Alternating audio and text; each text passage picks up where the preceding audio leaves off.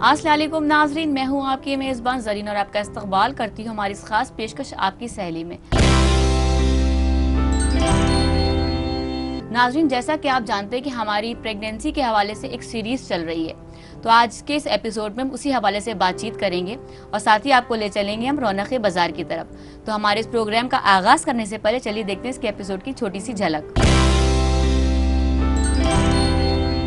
दूध और पनीर और जितने मिल्क डेयरी प्रोडक्ट्स हैं उनको खाने के लिए हम लोग ज़रूर बताते हैं, क्योंकि बच्चे की सारी बोन फॉर्मेशन हो रही होती है। पूरे बच्चे की जो बोन्स हैं वो माँ के ही कैल्शियम से बनती हैं। तो आप सोच सकते हैं कि कितना कैल्शियम डिप्लीशन होता है बॉडी में। हम अपनी ज़िंदगी में मुख्तलिफ मौक़ों पर अलग अलग तकरीब का एहतमाम करते हैं। उन सारी तकरीबात में जो सबसे अहम और ख़ास तकरीब होती है वो है शादी। आपकी इसी तैयारी को मुकम्मल करने के लिए आज हम आपके लिए लेकर आए हैं कुछ नुमाया और दिलकश ब्राइडल ज़ेवरात। नाज़रीन, चलिए आगाज़ करते हैं हमारे पहले सेगमेंट का, जहां हम बात करेंगे मिड प्रेगनेंसी और लेट प्रेगनेंसी में जो दिक्कतें आती हैं और क्या एहतियात करनी ज़रूरी है। तो हमारे स्टूडियो में मौजूद है हमारी हेल्थ एक्सपर्ट, चलिए चलते हैं उनकी जानिब और उनका इस्तकबाल करते हैं। अस्सलाम वालेकुम डॉक्टर सतवत खान, कैसी हैं आप? तो डॉक्टर साहब, जैसे हम लोग की एक सीरीज़ चल रही है प्रेगनेंसी के हवाले से, तो मिड और लेटर प्रेगनेंसी में क्या एहतियात ज़रूरी है या क्या मुश्किलात का सामना करना पड़ता है, इस बारे में कुछ जानकारी दीजिए आप। जैसे ज़रीन हम लोग इस सीरीज़ की बात कर रहे हैं और पिछली बार हम लोगों ने फर्स्ट 3 मंथ्स की जो प्रॉब्लम्स थी और उसकी एहतियात की बात करी थी। तो अब ये हम लोग आए हैं मिड में और लेट प्रेगनेंसी में, मिड और लेटर। जी। तो अगर प्रेगनेंसी फीटल हार्ट बच्चे का आ गया है और अगर बच्चा 13-14 हफ्ते का और 16 हफ्ते तक पहुंच गया है तो ये बच्चा सेकंड ट्राइमेस्टर में एंटर कर गया है जी। तो अब इसके अबॉर्शंस के तो डर रहते ही हैं, लेकिन थोड़े से कम हो जाते हैं। जितने पहले उसमें रहते हैं इसमें थोड़े से कम हो जाते हैं। थोड़ा फीटस स्ट्रांग हो जाता है। फीटस स्ट्रांग हो जाता है, फीटस ग्रोइंग स्टेज में आ जाता है फीटस। लेकिन इसके अंदर जो मेन प्रॉब्लम्स, इसकी अलग प्रॉब्लम्स हैं जी। और इसकी कुछ अच्छी बातें हैं इस फेज प्रेगनेंसी की, कि इसमें जो है जो ख़वातीन हैं उनको भूख लगनी शुरू हो जाती है जी। उनकी उल्टियाँ ख़त्म हो जाती हैं, काफ़ी कम हो जाती हैं उनको, और भी मतलब उतनी कमज़ोरी नहीं लगती है। ये सारी अच्छी चीज़ें हैं और ये बेस्ट फेज़ कहलाता है मिडिल फेज प्रेगनेंसी का। इसमें ज़्यादा तकलीफ़ें नहीं होती हैं ख़वातीन को। और इसकी जो दिक्कतें आपने जैसे जिक्र किया था कि इसकी दिक्कतें क्या हैं, जी बताएं। तो इसकी दिक्कतें यही हैं कि कभी कभी एकदम से सर्विक्स खुल जाती है बिना पेन के, बिना किसी चीज़ के। अच्छा। और उसको कहते हैं हम लोग सर्वाइकल इनकॉम्पिटेंस जी। तो पेशेंट को एकदम से पानी जाने लगता है या एकदम से लगता है कि कुछ भारी लग रहा है, और जब डॉक्टर के पास आता है तो पता चलता है कि पूरी सर्विक्स उसकी खुली हुई है। अच्छा, तो उसमें फिर बच्चा एबॉर्ट हो जाता है जी। और दूसरी दिक्कत इसमें कभी कभी आती है कि पेन शुरू हो जाता है, लेबर पेन शुरू हो जाते हैं लोगों को अक्सर, और उसको इन्फेक्शंस अगर हो गए हैं, वेजाइनल इन्फेक्शंस या किसी वजह से अगर पेन शुरू हो गए, तो फिर ये बच्चा इतना छोटा होता है कि ये डिलीवरी के बाद इसको हम लोग बचा नहीं सकते। तो ये 2-4 इसकी दिक्कतें अच्छी खासी होती हैं। तो इसीलिए इसी दौरान कहते हैं कि ख़वातीन को बहुत एहतियात रखनी चाहिए। कोई भारी चीज़ ना खिसकाएं, कोई हैवी वेट ना उठाएं, कोई धक्के वाली जगहें ना जाएं जी। और आराम भी, इसमें भी आराम बताया जाता है। कुछ दर्द डॉक्टर साहब ऐसे होते हैं कि या तो ध्यान ही नहीं दिए जाते हैं या तो फिर ध्यान देने लायक होते हैं लेकिन उस पर तवज्जो नहीं दी जाती। तो वो कौन से ऐसे दर्द हैं कि जिनमें वाकई में ध्यान देना चाहिए और डॉक्टर के पास जाना चाहिए? ये भी बहुत आपका अच्छा सवाल है और बहुत ही इम्पोर्टेंट है। ऐसा होता है प्रेगनेंसी में अक्सर दर्द होता रहता है जी। लेकिन वो दर्द ऐसा होता है कि साइड से दर्द होता है, या अगर इंसान मतलब पेशेंट को पता है कि कॉन्स्टिपेशन उसको हो रहा है जी। तो उसको एक अजीब सा मरोड़ सी महसूस होती है, दर्द होता है, क्रैम्प्स होते रहते हैं। उसकी इतनी अहमियत नहीं होती, वो उस वजह से होता है कि यूट्रस थोड़ा एक्सपैंड कर रहा होता है या कॉन्स्टिपेशन है। लेकिन अगर इस तरह का दर्द है जो आ रहा है, जा रहा है और रेगुलर हो रहा है, मतलब 1-1 घंटे पे या 2-2 घंटे पे, और वो इतना इंटेंस होता है कि लगता है जैसे किसी ने पूरा अंदर से मरोड़ दिया, तो उस पेन को ज़रूर तवज्जो देनी चाहिए। अच्छा। क्योंकि वो यूट्राइन क्रैम्प्स होते हैं और उससे सर्विक्स यूट्रस की खुल सकती है, तो वो अबॉर्शन, मिड ट्राइमेस्टर अबॉर्शन कर सकता है। दूसरा दर्द जो है वो यूरिन का पेन को कभी इग्नोर नहीं करना चाहिए। अच्छा अच्छा। तो अगर किसी पेशेंट को यूरिन में अगर तकलीफ हो रही है, यूरिन पास करने में जलन हो रही है या ब्लड आ रहा है, तो इमीडिएटली इसके लिए एंटीबायोटिक्स और ट्रीटमेंट की जरूरत है आपको। जी जी। नहीं तो वो आप उनको प्रीमेच्योर लेबर और उसमें अर्ली डिलीवरी के पॉसिबिलिटीज हो जाती है। जी अच्छा, एक चीज बताइएगा कि डॉक्टर साहब के मूवमेंट कब स्टार्ट होते हैं बेबी में? मूवमेंट, देखिए मूवमेंट तो क्या ध्यान देने चाहिए मूवमेंट पर? मूवमेंट का ये होता है कि मूवमेंट्स तो 8 वीक्स और 7 वीक्स से छोटा सा इतना सा फीटस होता है वो रोटेट कर रहा होता है। जी जी। वो आप अल्ट्रासाउंड से देख सकते हैं। महसूस कब होता है? महसूस जो है वो सही वर्ड महसूस है। महसूस जो है वो जो पहली जिनकी प्रेगनेंसी होती है उनको थोड़ा लेट होता है, लेट पता चलता है, अराउंड 20 वीक्स, 5वें महीने पे। लेकिन जिनकी और बच्चे हो चुके होते हैं उनको एक्सपीरियंस होता है, तो उनको 16 से लेके 18 हफ्ते तक उनको उस दौरान भी उनको लगने लगता है कि मतलब 4th मंथ की स्टार्टिंग में किक होती है। जी जी। तो और ध्यान भी देना चाहिए कि मतलब प्रॉपर मूवमेंट हो रहे हैं। जी, मूवमेंट्स की अहमियत आती है लेट ट्राइमेस्टर में, लास्ट ट्राइमेस्टर ज्यादा ध्यान देना चाहिए। ज्यादा ध्यान देना चाहिए, कम से कम 8 से 10 मूवमेंट डेली होने चाहिए। अच्छा। क्योंकि उस टाइम ये होता है कि अगर मूवमेंट अच्छे नहीं है तो कहीं ऐसा हो सकता है कॉर्ड बच्चे ने लपेट ली या हाथ में या नेक के अराउंड है या कोई इस तरह की प्रॉब्लम है। कुछ भी बच्चे को नहीं होता है जब तक करीब 12 से 24 घंटे के बीच में मूवमेंट बिल्कुल गायब हो जाए। और अगर उस दौरान अगर वो डॉक्टर के पास ख्वातीन चली जाएं तो हम लोग टेस्ट करते हैं, डॉपलर करते हैं, CTGs करते हैं और देखते हैं बच्चे को अगर कुछ मुश्किल है तो हम लोग डिलीवरी करा सकते हैं। अच्छा। तो इसलिए उसकी लेट प्रेगनेंसी में बहुत अहमियत है मूवमेंट्स की। जी जी। तो अगर मूवमेंट कम है तो इमीडिएटली रिपोर्ट करना चाहिए और बच्चे की जान बचाई जा सकती है। डॉक्टर साहब, हम आपको यहीं पे रोकना चाहेंगे क्योंकि वक्त हो चुका है एक छोटे से वक्फे का। तो नाज़रीन, अगर आपकी भी सेहत के हवाले से कुछ सवालात हैं जिन्हें आप हमसे पूछना चाहते हैं या कुछ अपने ऐसे क्वेश्चंस हैं, कुछ ऐसी राय हैं जो आप हमें देना चाहते हैं या हमें डॉक्टर से कुछ पूछना चाहते हैं, तो आप हमारे फेसबुक के पेज पे अपने क्वेश्चन पूछ सकते हैं या हमें ईमेल भी कर सकते हैं। हमारा ईमेल ID है aks@etv.co.in। नाज़रीन, वक्त हो चुका है एक वक्फे का, लेकिन वक्फे के पार भी हम प्रेगनेंसी से रिलेटेड आपको मजीद जानकारियाँ यूं ही देते रहेंगे। तो नाज़रीन, कहीं मत जाइएगा, देखते रहिए हमारी खास पेशकश आपकी सहेली।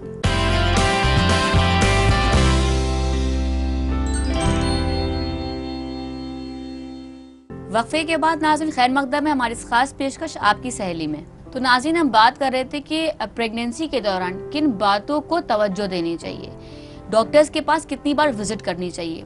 तो डॉक्टर सिफत, आप हमें ये बताइए कि कितनी विजिट करनी चाहिए, क्या महीने में 1 या 2 बार जाएं या वीकली जाना चाहिए, कितनी विजिट करनी चाहिए डॉक्टर के पास? ये मैं बताना चाहूँगी इसमें कि एंटीनेटल विजिट्स जो होती हैं बड़ी ही इम्पोर्टेंट होती हैं और बहुत ही इस पे तवज्जो देनी चाहिए ख्वातीन को। अक्सर ख्वातीन सोचती हैं कि चलो एक बार दिखा लिया, 1-2 महीने निकल जाएंगे, लेकिन जो प्रिस्क्राइब्ड है वो ये है कि हर महीने एक विजिट होनी चाहिए शुरू में, और 30 हफ्ते तक हम लोग तकरीबन हर महीने देखते हैं, 28 हफ्ते तक हर महीने। 28 हफ्ते के बाद हम लोग 3-3 हफ्ते पे देखते हैं, और 36 वीक्स यानी 36 हफ्ते के बाद हम लोग चाहते हैं कि पेशेंट हर हफ्ते हम लोगों के पास आए। क्योंकि इसी दौरान जो है, इसी दौरान हम लोग कोई अगर कुछ चेंजेस आते हैं या बच्चे की ग्रोथ नहीं हो रही होती है या बच्चे का लाइकर ज़्यादा हो जाता है या कम हो जाता है या फिर पेशेंट को ब्लड प्रेशर होने लगता है, शुगर हो जाता है, और हर विज़िट की एक अहमियत होती है। हर विज़िट में एक ख़ास टेस्ट होता है और एक ख़ास कभी कभी अल्ट्रासाउंड हम लोग प्रिस्क्राइब करते हैं, तो उसका एक पूरा प्रोग्राम होता है। तो जो आपको डॉक्टर से शुरू में ही ज़्यादातर डॉक्टर्स विजिट सब लिख देते हैं पेशेंट को कि इस दिन आपको आना है, तो उसको आपको फॉलो करना है। एक दिन इधर उधर, 2-3 दिन इधर उधर हो जाए तो कोई मसला नहीं होता, लेकिन आना होता है। जी अच्छा, एक चीज़ मैं पूछूंगी आपसे कि अक्सर ख्वातीन में देखा गया कि बहुत ही आम परेशानी होती है कि जब वो रात में सोती हैं तो उनके क्रैम्प स्टार्ट हो जाते हैं पैरों में, हाथ पैरों की नसें खींचने लगती हैं। तो उसके लिए क्या डॉक्टर को बताएं या कुछ ऐसी एहतियात करें कि ये बहुत तकलीफ दे होती हैं? ये क्रैम्प्स जो हैं ये अक्सर ख्वातीन कंप्लेन करती हैं, सोते नहीं जी, पूरी रात नींद नहीं आती, क्योंकि वैसे भी प्रेगनेंसी देखिए एक अबनॉर्मल स्टेट है जिसके अंदर 9 मंथ्स तक जो लेडीज़ हैं वो काफ़ी ये डिफ़िकल्ट पीरियड इनके लिए होता है, काफ़ी मुश्किल से गुजरती हैं, और इनको नींद ना आना तो बहुत ही कॉमन फैक्टर होता है, क्योंकि बच्चे की जो उनका जो पेट होता है, यूट्रस होता है, वो काफ़ी बड़ा होता रहता है और उसकी वजह से उनका डायफ्राम को टच करता है, तो उनकी कभी कभी सांस भी फूलने लगती है और नींद आने में उनकी अक्सर आँख खुल जाती है। तो ये सारी प्रॉब्लम्स नॉर्मल हैं, जिसके लिए जैसे अगर उनको रात को नींद नहीं आ रही है या उनकी आँख खुल जा रही है तो थोड़ा सा नीचे पिलो विलो लगा लें, कुछ करें ताकि ये जो यूट्रस है वो थोड़ा सा नीचे पुश हो जाए, और करवट से सोएं तो ज़्यादा अच्छा रहता है। जहाँ तक क्रैम्प्स की बात आपने कही, तो अक्सर ख़वातीन जो विटामिन D3 और कैल्शियम की डेफिशिएंसी होती है, उनको ज़्यादा क्रैम्प्स आते हैं। तो इसमें हम लोग सीरम कैल्शियम भी कराते हैं फ़ौरन, और विटामिन D3 और सीरम मतलब कैल्शियम टैबलेट्स भी ज़रूर प्रिस्क्राइब करते हैं। प्लस दूध और पनीर और जितने मिल्क डेयरी प्रोडक्ट्स हैं उनको खाने के लिए हम लोग ज़रूर बताते हैं, क्योंकि बच्चे की सारी बोन फॉर्मेशन हो रही होती है, पूरे बच्चे की जो बोन्स हैं वो माँ की ही कैल्शियम से बनती हैं। तो आप सोच सकते हैं कि कितना कैल्शियम डिप्लीशन होता है बॉडी में, और इसी वजह से ज़्यादातर क्रैम्पिंग फीलिंग होती है, और तो इस चीज़ का एहतियात रखनी चाहिए। अच्छा डॉक्टर साहब, एक चीज़ ये देखी गई कि एक आम बात हो गई है कि 5th मंथ के बाद पेशेंट्स को बेड रेस्ट बता दिया जाता है, तो वो क्या गलती हो जाती है, क्या बदपरहेज़ी हो जाती है कि बेड रेस्ट बता दिया जाता है? बेड रेस्ट एज सच नहीं बताना चाहिए, अगर कोई ख़ास उसमें ज़रूरत है तो। बेड रेस्ट 2-3 ही कंडीशन से बताते हैं हम लोग, या तो अगर प्लेसेंटा प्रीविया है, कंडीशन होती है जिसमें प्लेसेंटा जो है बिल्कुल नीचे होता है, सर यूट्रस के माउथ पे आके प्लेसेंटा होता है, तो उस कंडीशन में क्या होता है कि अगर ख्वातीन, ये भी मिड ट्राइमेस्टर में ही डायग्नोस होता है, ये 20 वीक्स का अल्ट्रासाउंड में इसमें पता चलता है कि प्लेसेंटा की पोजीशन क्या है। तो अब जब प्लेसेंटा ही नीचे होगा और अगर ख्वातीन ज़्यादा चलेंगी फिरेंगी तो कभी कभी उसमें वो हिल जाता है और उसमें ब्लीडिंग के चांसेस हो जाते हैं, और ब्लीडिंग जो है उसको रोकी नहीं जा सकती ऐसे, जब तक अपने से ही ब्लीडिंग रुकती है, तो उसमें रेस्ट बताते हैं। तो एक प्लेसेंटा प्रीविया कंडीशन है जिसमें बेड रेस्ट बताते हैं, और जो लॉजिकल है, जो मतलब मेंशन्ड है। दूसरी जो बेड रेस्ट की कंडीशन है वो है अगर प्रीमेच्योर लेबर पेन्स शुरू हो जाए किसी की, यानी पेन आ रहा है जा रहा है, तब बेड रेस्ट बताया जाता है, ताकि जितना चलेंगे उतना यूट्रस इरिटेबल होगा। तो उसमें बताते हैं कि रेस्ट करें, वो भी ऐसा बेड रेस्ट नहीं होता, बाथरूम जा सकते हैं, थोड़ा हल्का फुल्का चल सकते हैं। तीसरी कंडीशन जो है बेड रेस्ट की होती है, जो एब्सोल्यूट बेड रेस्ट होता है, जिसमें बिल्कुल हिलने को मना कर देते हैं, वो होता है कि अगर पानी का बैग रप्चर कर जाए। अच्छा। तो हम लोग के पास कोई तरीका नहीं होता उसको स्टिच करने का। तो वो बहुत ही फाइन बैग होता है, और उसमें अगर कहीं होल हो गया है और पेशेंट अगर लीकिंग करके आई है कि मतलब वाटरी डिस्चार्ज हो रहा है, तो उसको सिर्फ हम लोग रेस्ट बताते हैं। तो रेस्ट से क्या होता है कि कोई वो होल जो है वो अपने से एंजाइम से सील ऑफ हो जाता है, तो वो कभी कभी अगर वो सील ऑफ हो जाता है तो प्रेगनेंसी फिर आगे चलती रहती है। तो ये 3-4 कंडीशंस हैं जिसमें बेड रेस्ट हम लोग बताते हैं। बाकी के कंडीशंस में बेड रेस्ट बिल्कुल करना एकदम कोई ज़रूरी चीज़ नहीं है, बल्कि उससे प्रॉब्लम्स हो सकती हैं, उससे क्लॉट्स बन सकते हैं लेग्स में, जिसको थ्रोम्बोएम्बोलिज्म कहते हैं, क्योंकि प्रेगनेंसी एक हाइपर कोआगुलेबल स्टेट है, इसमें कोआगुलेशन जल्दी होने लगता है। तो अगर कोई चीज़ स्टिल रहेगी तो वो चीज़ जो है वहाँ क्लॉट्स बनने लगते हैं, तो वो बहुत ख़तरनाक कंडीशन हो जाती है। तो ये सारी चीज़ें हैं, इसमें अपना हल्का फुल्का एक्सरसाइज, चलना फिरना ज़रूरी होता है, लेकिन ये 3-4 कंडीशंस ही हैं जिसमें बिल्कुल बेड रेस्ट बताते हैं, और जो मतलब लॉजिकल है। डॉक्टर साहब ये बताइए कि लास्ट मंथ में क्या एहतियात करें, इसके बारे में कुछ बताइए। हम लोग मिड की बात कर रहे थे तो हमने आपको काफ़ी प्रॉब्लम्स बताई, जिसमें एक टेस्ट हम और बताना चाह रहे थे, ट्रिपल टेस्ट होता है। वो बहुत इंपॉर्टेंट है, उसका ड्यूरेशन भी 14 वीक से लेके 20 हफ्ते तक होता है। अक्सर पेशेंट्स हमारे पास आके 22 वीक्स पे या आके बताते हैं, तो वो फिर टेस्ट नहीं हो पाता। तो ये ख्वातीन को मैं बताना चाहूँगी कि बहुत इंपॉर्टेंट है कि 14 हफ्ते से लेके 20 हफ्ते तक ट्रिपल टेस्ट कराएं, जिसमें बच्चे में अगर कोई एबनॉर्मलिटीज़ होती हैं, क्रोमोसोमल एबनॉर्मलिटीज़, तो वो डिटेक्ट कर सकते हैं। अच्छा, जहाँ आपका जो सवाल था कि लास्ट में जो एहतियात है, लास्ट प्रेगनेंसी मतलब 30 हफ्ते के बाद, 30-32 हफ्ते के बाद अगर खुदा ना करे कोई ऐसा हालात होते हैं कि बच्चे को डिलीवरी करानी पड़े, तो बच्चा मतलब डिलीवर करा सकते हैं हम लोग, और नर्सरी में बच्चा मतलब अपनी लाइफ ठीक से जीत सकता है, ठीक हो सकता है, मतलब वायबल है बच्चा। कोई ऐसी अगर, क्योंकि इससे पहले अगर बच्चे की डिलीवरी होती है तो बच्चा नहीं मतलब सस्टेन कर पाता लाइफ को। तो इस कंडीशन में एक तो मूवमेंट का बहुत ध्यान रखना चाहिए सबको, कि मूवमेंट कैसे हो रहा है, क्योंकि अंदर क्या हो रहा है हम लोग को नहीं पता चलता, क्योंकि कभी कभी कॉर्ड फंस जाती है, तो मूवमेंट पे ख्वातीन को बहुत अहम मतलब अपनी तवज्जो रखनी चाहिए। हाँ, ध्यान रखना चाहिए मूवमेंट हो। और डॉक्टर की विजिट, जैसे डॉक्टर ने कहा है 10 दिन पे आना है, तो जाना है क्योंकि उसी टाइम ब्लड प्रेशर और डायबिटीज बढ़ने का अलामात होते हैं, जिसकी वजह से बच्चे को कुछ हो सकता है। और अगर उसके साथ एसोसिएटेड प्रॉब्लम्स हैं, जैसे प्लेसेंटा प्रीविया है या कुछ है, तो वो उनके डॉक्टर उस पर ध्यान देंगे और उसकी डिलीवरी कराएंगे। लेकिन ख्वातीन जो कुछ कर सकती हैं वो मेन यही कर सकती हैं कि अगर कोई प्रॉब्लम हो उनको तो इमीडिएटली डॉक्टर के पास जाएं, क्योंकि ये स्टेज एक ऐसी है जिसमें अगर कोई ऐसी प्रॉब्लम आती है तो बच्चे को हम लोग बचा सकते हैं। मतलब डिलीवरी के बाद भी बच्चा अपनी लाइफ प्रॉपरली जी सकता है। डॉक्टर साहब, आप हमारे शो में आई और आपने हमारी ख्वातीन को इतनी उम्दा और इतनी अहम जानकारियां दी, इसके लिए बेहद शुक्रिया। तो नाज़रीन, देखा आपने, एक नन्ही सी जान को दुनिया में लाने से पहले थोड़ी सी एहतियात और थोड़ी सी जानकारी बेहद ज़रूरी है। तो अगर आपके भी हैं कुछ सवालात सेहत के हवाले से, तो आप हमारे फेसबुक के पेज पर जाकर अपने क्वेश्चन छोड़ सकते हैं, आप हमें ईमेल भी कर सकते हैं। हमारा ईमेल आईडी है aks@etv.co.in। नाज़रीन, वक्त हो गया एक वक्फे का, लेकिन वक्फे के बाद हम आपको ले चलेंगे रौनक बाजार की तरफ, जहां हम आपको कुछ एक्सक्लूसिव चीजें दिखाएंगे। तो कहीं मत जाइएगा, देखते रहिए हमारी खास पेशकश आपकी सहेली।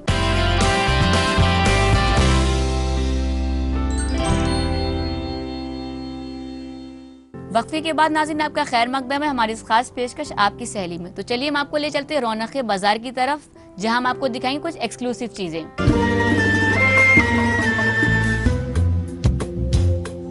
हम अपनी ज़िंदगी में मुख्तलिफ मौक़ों पर अलग अलग तक़रीब का एहतमाम करते हैं। उन सारी तक़रीबात में जो सबसे अहम और ख़ास तक़रीब होती है वो है शादी। अब जब मौका इतना ख़ास हो तो उसकी तैयारी भी कुछ ख़ास होनी चाहिए। आपकी इसी तैयारी को मुकम्मल करने के लिए आज हम आपके लिए लेकर आए हैं कुछ नुमाया और दिलकश ब्राइडल ज़ेवरात। यूँ तो शादी जैसी तकरीब में रिवायती ज़ेवरात का चलन आम है, लेकिन जदीद वक्त में आर्टिफिशियल ब्राइडल ज़ेवरात भी इन तकरीबात का ख़ास हिस्सा बनते जा रहे हैं। कुंदन, मोती, बीड्स और कीमती स्टोन से तैयार किए गए ये नेकलेस सेट्स अपनी खूबसूरती और डिज़ाइंस के सबब दुल्हन का जेवर भी कहलाते हैं। इन्हें देख के एक बारगी ऐसा लगता है मानो हम किसी शाही दौर के जेवरात का नजारा कर रहे हों। इन नेकलेस में स्टोन, मोती और बीड्स की खूबसूरत लड़ियां बड़ी तरतीब और नफासत के साथ लगाई गई हैं। इन जेवरात में इस्तेमाल किए गए स्टोन्स में आपको एक नुमाया कशिश देखने को मिलेगी, जो दीगर आर्टिफिशियल जेवरात में बहुत कम ही देखी जाती है। यहाँ मोतियों के भी कुछ बेहतरीन और मुनफरिद सेट आपको दस्तयाब हो जाएंगे। मोतियों के इन सेट्स को इनकी खास चमक ने और भी जाजिब बना दिया है। इनमें सफेद मोतियों के अलावा सुर्ख और सब्ज मोती भी अपनी रानाई बिखेरते हैं। मोतियों के इन सेट में आपको यहाँ एक खास सेट भी देखने को मिलेगा, जिसमें कई लड़ियों में मोतियों को पिरोया गया है और हर लड़ी में सुर्ख मोतियों और स्टोन के पेंडेंट लगे हुए हैं। अपनी बेमिसाल कारीगरी और नफीस वर्क की बदौलत ये खूबसूरत नेकलेस ख़वातीन की खास पसंद में शामिल हैं। इन ब्राइडल सेट्स में आपके लिए स्मॉल नेक पीसेस के साथ लॉन्ग रानी हार और ईयर रिंग का मुकम्मल सेट तैयार किया जाता है। अब अगर गौर करें आप इनकी डिजाइन्स पर, तो इनमें आपको बेशुमार दिलकश डिजाइन्स देखने को मिलेंगी।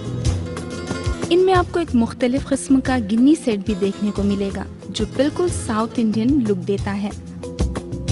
गोल्डन और कॉपर के अलावा यहाँ सिल्वर बेस के ब्राइडल सेट भी मौजूद हैं, जो अपने आप में हीरे सी कशिश समेटे हुए हैं। यहाँ अलग अलग गले की बनावट के मुताबिक नेकलेस सेट भी मौजूद हैं, इसलिए आप जिस भी नेकलेस का इंतखाब करें अपने गले की बनावट का खास ख्याल रखें। यहाँ हम आपको एक और खूबसूरत सेट की जानिब मुतवज्जो करवाना चाहेंगे, जो है तो थोड़ा हेवी, लेकिन इसके साथ साथ ये खूबसूरत भी उतना ही है। गोल्डन बेस पर खूबसूरत और महीन कारीगरी सुर्ख रंग के मोतियों और स्टोन्स के कॉम्बिनेशन ने इसे बेहद दिलकश और नुमाया बना दिया है। ब्राइडल सेट जो होते हैं वो थोड़ा हैवी सेट होते हैं, जैसे आपने वो वाला गोल्डन वाला चौड़ा वाला देखा आपने, वो जो होता है वो ब्राइडल होता है। ज़्यादातर जो दुल्हन वगैरह सजाई जाती है उस टाइप की ज्वेलरी होती है। और जो आपने गोल राउंड वाला जो देखा है वो ब्राउजान सेट है, वो कुंदन का है। उस टाइप की ज्वेलरी ज़्यादा सेल होती है। और आजकल तो ज़्यादातर ये देखा गया है कि मैचिंग की ज्वेलरी ज़्यादा बिकती है। पर्टिकुलर कुछ नहीं है ऐसा, कोई ज़्यादा बिके या कम बिके ऐसा नहीं होता। जिसके जो मैचिंग की होती है, कुंदन है, जरकन है और भी मोती की आइटम है, ये ज़्यादातर बिकती है। मौजूदा वक्त में लॉन्ग हार भी फैशन ट्रेंड में अपनी खास जगह बनाए हुए है। इनमें भी आपको ढेरों डिजाइन्स दस्तयाब हो जाएंगी। तो ख़वातीन, आपने देखा कि किस तरह से ये ब्राइडल ज़ेवरात शादी के ख़ास मौक़ों पर आपको बेहद हसीन बना सकते हैं। आप इन खूबसूरत ज़ेवरात को अपने लिए मुंतखब करें या फिर अपने किसी अजीज़ को तोहफे के तौर पर पेश करें। यकीनन इन्हें जो भी देखेगा आपकी पसंद की दाद ज़रूर देगा। तो नाज़रीन, वक्त हो चुका है अब आपसे अलविदा लेने का, लेकिन इस वादे के साथ कि नेक्स्ट एपिसोड में हम किसी अहम मौजू पे आपको अहम जानकारियां देंगे। तो आप मुझे और मेरी टीम को इजाज़त दीजिए और अपना ढेर सारा ख्याल रखिएगा। अल्लाह हाफ़िज़।